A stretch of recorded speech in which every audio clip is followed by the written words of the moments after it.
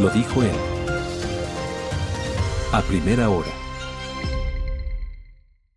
Tal como se tenía previsto, la reforma del COTAD no se quedó solo en el debate legislativo. Apenas aprobada, ya empezó a generar acciones legales. Gobiernos autónomos y autoridades locales han advertido que ciertos artículos podrían vulnerar principios constitucionales como la autonomía territorial, la descentralización y la distribución de competencias. Hoy la discusión pasa del Pleno de la Asamblea a la Corte Constitucional. ¿Se trata de una reforma necesaria o de una norma que excede los límites constitucionales?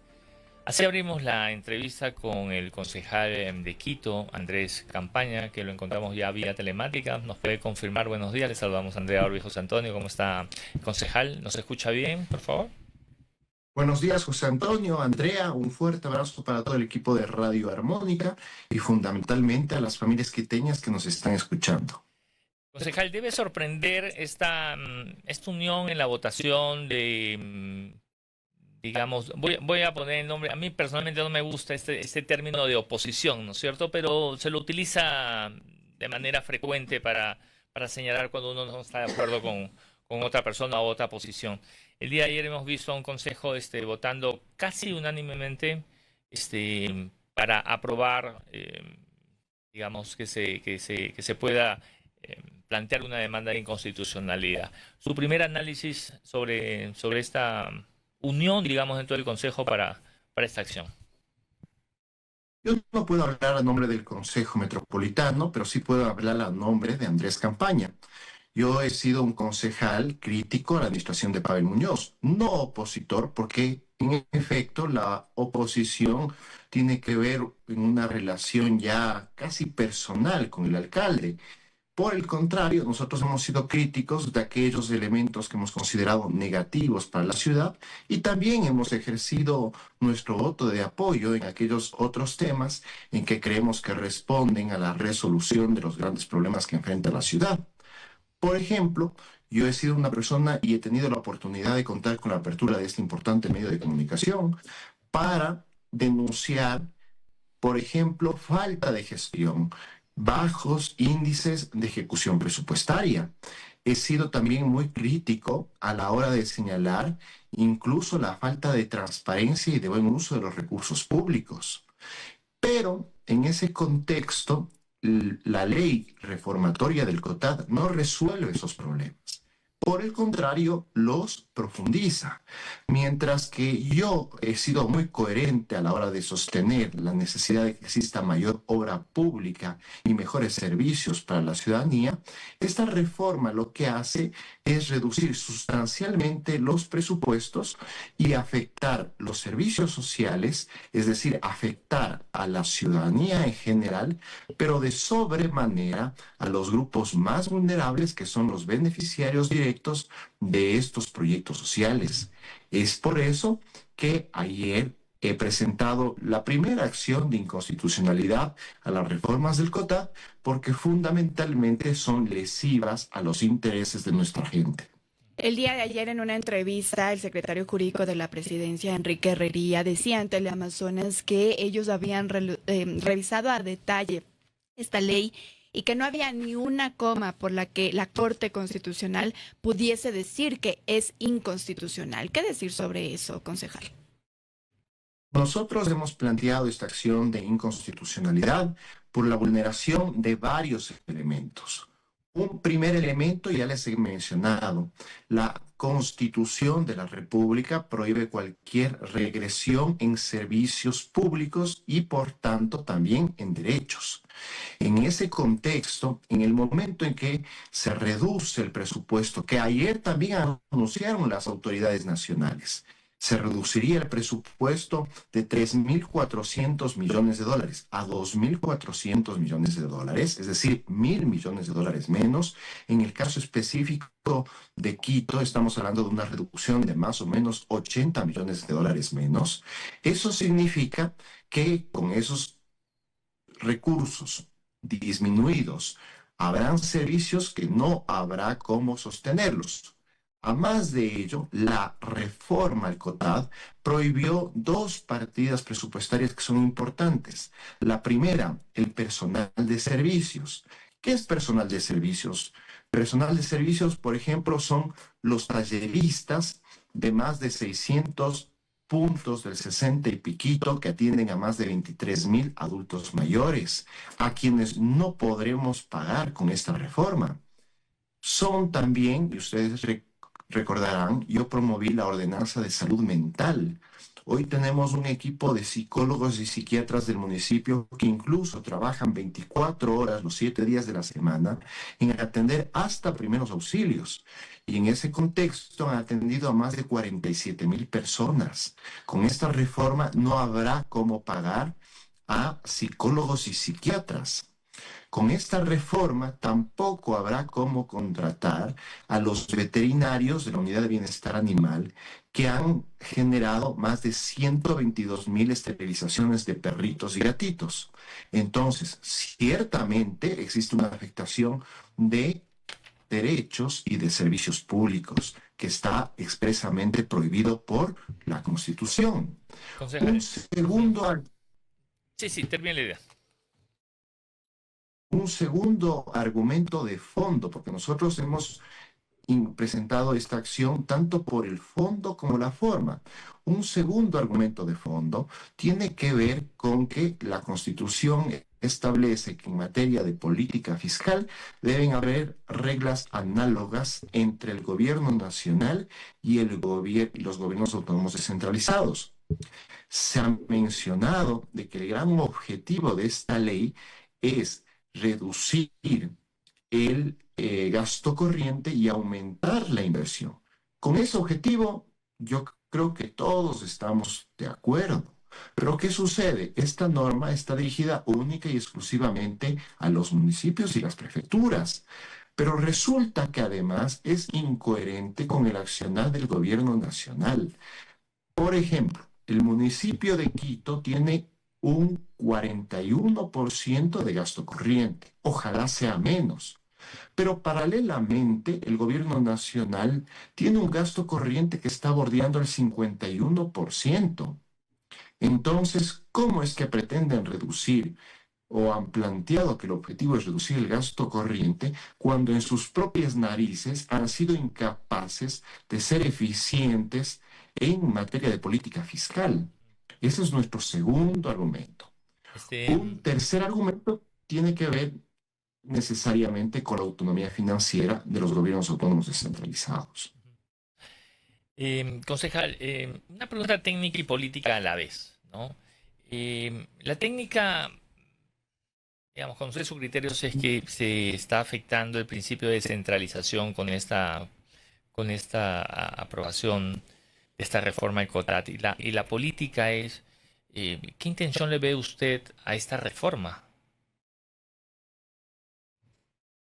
He manifestado dos argumentos ya por los cuales técnicamente es inconstitucional la ley. Regresión de derechos y servicios públicos. Carencia de reglas análogas entre el gobierno nacional y los gobiernos autónomos descentralizados. Y evidentemente también vulneración de la autonomía financiera. Actualmente los municipios tienen dos fuentes de financiamiento: los recursos propios y la inacción del gobierno nacional. En el caso de Quito, tiene un presupuesto de 1.046 millones de dólares. De esos 1.046 millones de dólares, 375 provienen de la asignación gubernamental. En teoría, porque resulta que al día de hoy el gobierno nacional tiene una deuda de 60 millones de lo que le corresponde asignar al municipio de Quito. Paralelamente, el municipio de Quito también cuenta con autogeneración de recursos a través de impuestos, tasas y contribuciones, que son más o menos 666 millones de dólares. El COTAD, antes de esta reforma, ya establecía que en cuanto a la asignación del gobierno nacional, se tiene que cumplir con esta regla del 70-30. 70% para inversión, 30% para el gasto corriente. Pero hoy, extralimitándose en sus funciones, el gobierno nacional no solamente pretende controlar los recursos que corresponden a la asignación gubernamental, sino también a los recursos propios de cada uno de los municipios o de cada una de las prefecturas. Ujú. Como he mencionado, esto además tiene un impacto directo en las arcas fiscales de cada uno de los municipios. Yo quiero mencionarles que nosotros en el COTAD teníamos previsto de que los GAT serán financiados el 21% por los ingresos permanentes del Estado ecuatoriano y un 10% por los ingresos no permanentes, lo cual equivale a 3.400 millones de dólares. Hoy, con esta reforma, castigan a los gobiernos autónomos descentralizados y pasamos a tener otros parámetros en los cuales se fija una regla mínima de un financiamiento del 10% de ingresos permanentes y 5% de los ingresos no permanentes, que equivalen a 2.400 millones de dólares. Es decir, 1.000 millones de dólares menos para los gobiernos autónomos descentralizados. Entonces, ¿cómo piden de que existan más obras y mejores servicios si paralelamente se reduce de una forma dramática los presupuestos de los gobiernos autónomos descentralizados? Concejal. Estos son los tres argumentos de fondo en la acción de inconstitucionalidad que he presentado ayer. Correcto. No me contestó la segunda pregunta. Le preguntaba, ya más bien como una pregunta más política, ¿cuál cree usted que es la intención para haber aprobado esta reforma? O sea, poniéndose un poco en los zapatos del gobierno, ¿no? Pensar, eh, para entender la lógica de por qué cree quizás el gobierno que esta reforma al COTAT es buena. Porque el gobierno nacional tiene una política macroeconómica de beneficiar el pago de la deuda externa. Yo mencionaba, el año pasado la Asamblea Nacional aprobó la proforma presupuestaria y en la proforma presupuestaria estableció que el 51% va a destinarse, el 51% de 47.000 millones de dólares, que es el presupuesto general del Estado, va a asignarse a gasto corriente. Y el segundo gran rubro son 23% del presupuesto general del Estado que estará destinado al pago de la deuda externa. Esas son las prioridades del gobierno nacional. Y resulta paradójico, vergonzoso, de que la inversión que fue aprobada en la misma proforma presupuestaria no llega siquiera al 4%. Esas son las medidas macroeconómicas, las reglas macroeconómicas con las cuales se aprobó el presupuesto general del Estado y evidencia a qué intereses responde el gobierno nacional.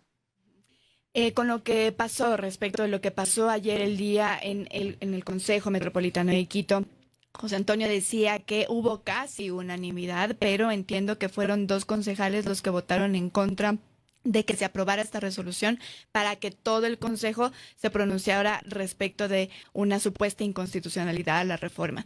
¿Qué decir sobre eso, sobre estas votaciones que hubo ahí en el Consejo, concejal?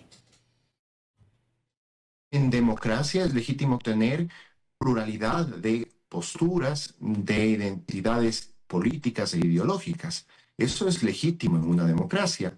Yo soy muy respetuoso de la votación de los dos colegas concejales. Hubo también otros colegas concejales que prefirieron salir de la sala y no pronunciarse. También soy respetuoso de esa postura. Sin embargo, yo puedo pronunciarme que evidentemente, más allá de las críticas a la administración Pavel Muñoz, que las he ejercido muchas veces con firmeza, es necesario también precautelar fundamentalmente los servicios sociales que benefician a la ciudad de Quito en general y de forma particular a los grupos más vulnerables de nuestra población. Yo mencionaba el caso de la partida de personal de inversión, pero otra de las partidas que también se ve afectada, se elimina, es la partida 78 que corresponde a transferencias de distinta índole y sobre todo a las empresas públicas. Por ejemplo, entre Metro de Quito y Trolebús, Ecovía, Metrobús y Alimentadores, el municipio de Quito entrega 122 millones de dólares para movilizar más o menos a 3 millones de usuarios que utilizan este sistema de transporte. Y resulta que no habrá cómo financiar estos 122 millones de dólares. Entonces, la gran pregunta es, ¿quién va a subvencionar los 122 millones de dólares que el municipio ya no podrá entregar al transporte público? ¿Acaso no van a pretender un incremento del alza de pasajes que se constituiría en un nuevo golpe a la economía de la familia quiteña? Precisamente estos elementos son los que están en juego y son precisamente estos elementos los que nos han motivado a presentar esta acción de inconstitucionalidad, en la cual yo ya he expuesto los tres argumentos de fondo, pero también observamos vicios de procedimiento. Quiero centrarme solo un ratito en este tercer punto, concejal, sobre la autonomía financiera. Usted relaciona el tema de la autonomía financiera con lo que ya nos explicaba, es decir, que no se destinará, o más bien el gobierno central podrá tener control no solo de los recursos que se le entrega al municipio, sino también de los que el municipio genera por su parte. Esa es la única arista, digamos, en este tema de la autonomía financiera, ¿o hay otro? Tiene que ver con la regulación a no solamente las transferencias del gobierno nacional, sino también a los recursos públicos, recursos propios, perdón, pero también tiene que ver con que la reforma materializa una reducción dramática de los presupuestos. Entonces, esas son las dos aristas por las cuales existe esta vulneración de la autonomía financiera de los municipios.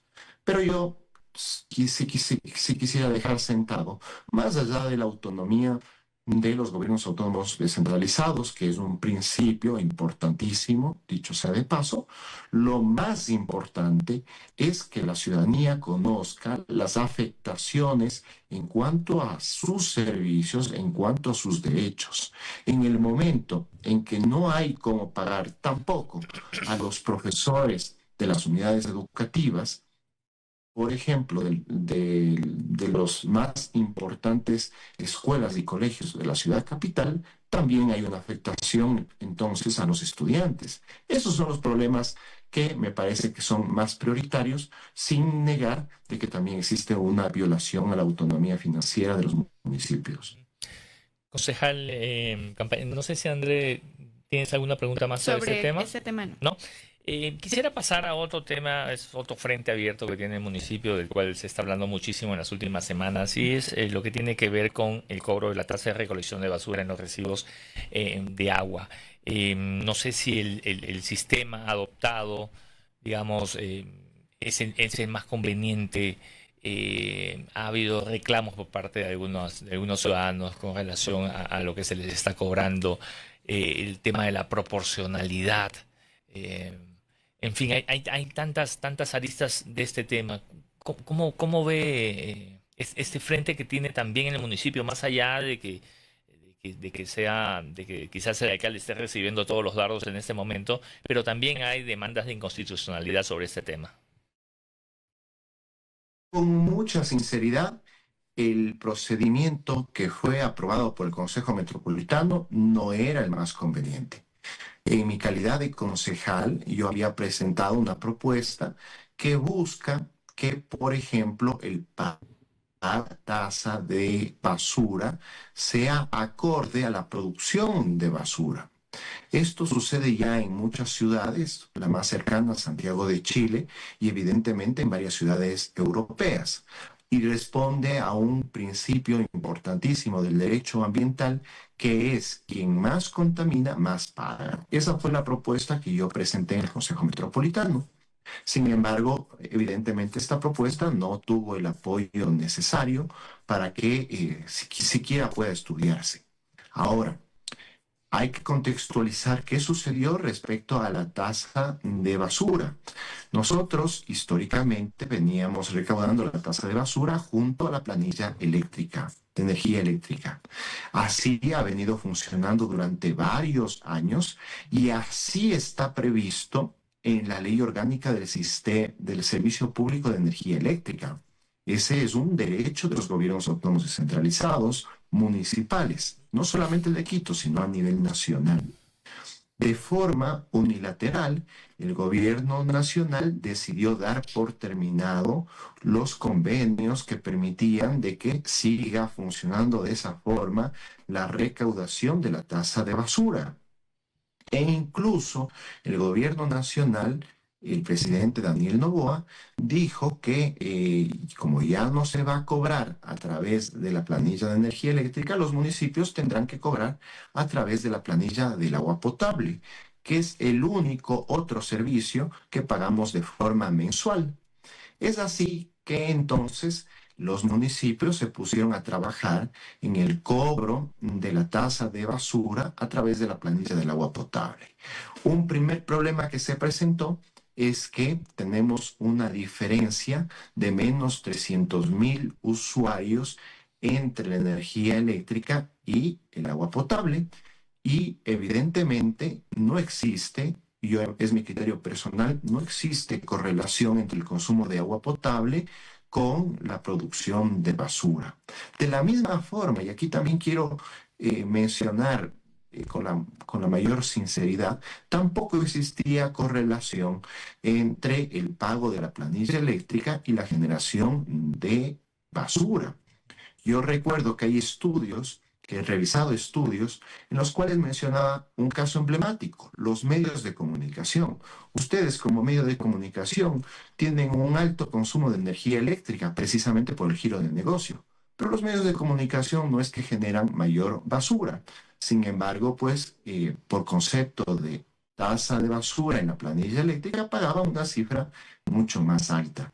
Entonces vemos evidenciados los mismos problemas, tanto con la energía eléctrica, tanto con la planilla del agua potable. Lo que sí hay que reconocer también es que con la energía eléctrica no teníamos, ya estábamos acostumbrados por un lado, y no teníamos tantos inconvenientes como han ido naciendo en estos días en relación al pago con la planilla de agua potable. En mi caso personal, como fiscalizador, me corresponde revisar las denuncias que han sido presentadas. He recibido varias de ellas. Me pueden remitir a través de mis redes sociales como Andrés Campaña, como @campana_uio, o pueden irnos a entregar la información en nuestra oficina en el municipio de Quito y nosotros con mucho gusto podemos analizar cada uno de los casos en los que existe un excesivo cobro de la tasa de basura. Ok, concejal, muchísimas gracias por esta conversación, por esta entrevista aquí en La Primera Hora. Muchísimas gracias a ustedes, querida Andrea, José Antonio, a todo el equipo de Radio Mónica y a todas las familias quiteñas que nos están escuchando hoy. Buen día. Bien, conversamos con Andrés Campaña, concejal de Quito, sobre la demanda contra la ley de GAT ante la Corte Constitucional. Primera plana. Todas las noticias, todas las voces.